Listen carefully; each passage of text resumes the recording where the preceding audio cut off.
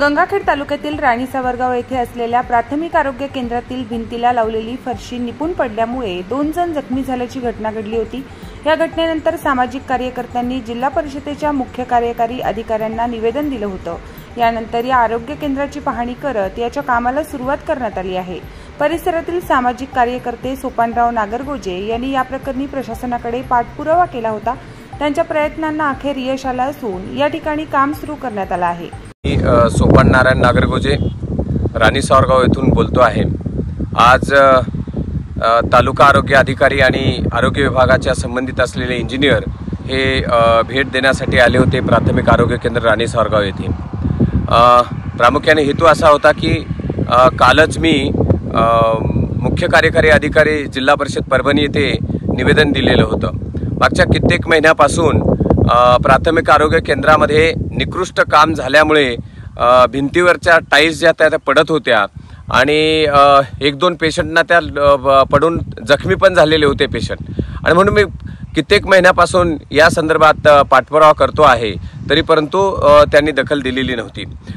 मध्यंतरी राणी सावरगाव येथे पदहस्त डुंगन चल अशा पद्धतीची पदयात्रा पण काढलेली होती 1/2 किलोमीटर।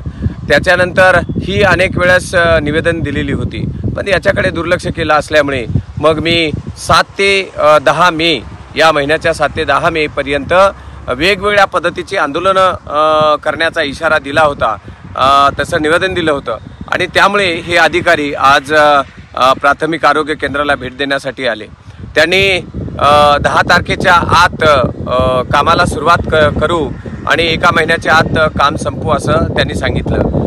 खरं म्हणजे हे निवेदन देणं आणि अशा पद्धतीची आंदोलनं करणं तेव्हाच या प्रशासनाला जाग येते, ही अत्यंत खेदाची बाब आहे, अत्यंत लाजिरवाणी बाब आहे।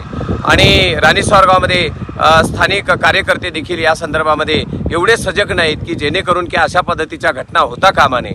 आणि म्हणून आता हे निश्चित आहे की हे काम करतील असं वाटतंय, पण त्यांनी जर काम नाही केलं, 10 तारखेच्या आत सुरू नाही केलं, तर तरी हे आंदोलन करण्यात येईल।